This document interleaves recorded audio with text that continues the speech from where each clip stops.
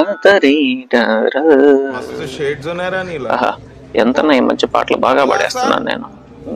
ఎవరికన్నా కానీ ఎక్కడన్నా పాడన్నా వినిపించాలి, లేకపోతే ఏదో కచేరీ కన్నా పిలిపించుకోవాలి నన్ను. నేను అందరికి మన టాలెంట్ ఏంటో చూపించేసేయాలి.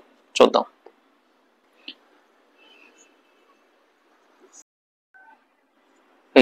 పక్కింటి దుర్గా గారు పోతున్నట్టున్నారే.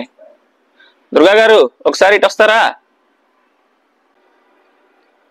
ఏంటి రాజా గారు, మంచి హుషారుగా కనిపిస్తున్నారు. ఏంటి విషయం? ఏం లేదండి, ఈ మధ్య నేను పాటలు పాడడానికి క్లాసులు జాయిన్ అయ్యాను అనమాట. బాగా నేర్చుకుంటున్నాను సంగీతం. ఒక పాట పాడి చూపిస్తాను, కొంచెం ఎలా ఉందో చెప్పండి. ఓ అవునా, ఏదో ఒక పాట పాడండి, వింటాను.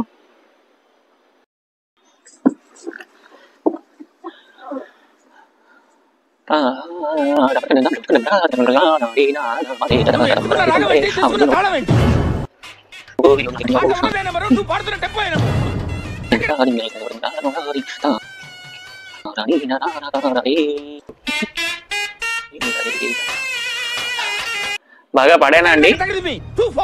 ఏ మాటకి ఆ మాటే చెప్పుకోవాలి రాజా గారు, మీ ముక్కు మాత్రం సూపర్ ఉందండి. నా ముక్కు బాగుంటాం ఏంటండి? నేను పాట బాగా పాడానా లేదా చెప్పండి. మీ ముక్కు నిజంగా చాలా బాగుందండి. అదేంటండి దుర్గా గారు, నేను నా పాట ఎలా ఉంది అని అడిగితే మీరు నా ముక్కు బాగుంది ముక్కు బాగుంది ముక్కు బాగుంది అంటారు. ముందు పాట గురించి అడిగాను కదా, అది చెప్పండి కొంచెం.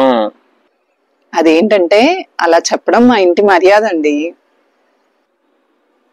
అదేంటి అంటే పాట గురించి అడిగితే ముక్కు గురించి చెప్పడం మీ ఇంటి మర్యాద? అదేలాగా?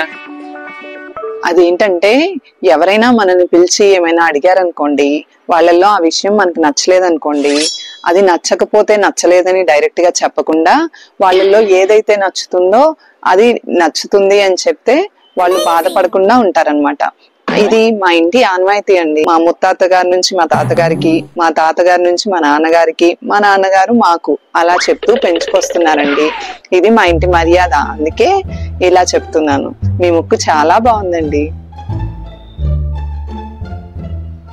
అంటే నా పాట బాగాలేదు అని చెప్పలేక నా ముక్కు బాగుంది అని చెప్తారా?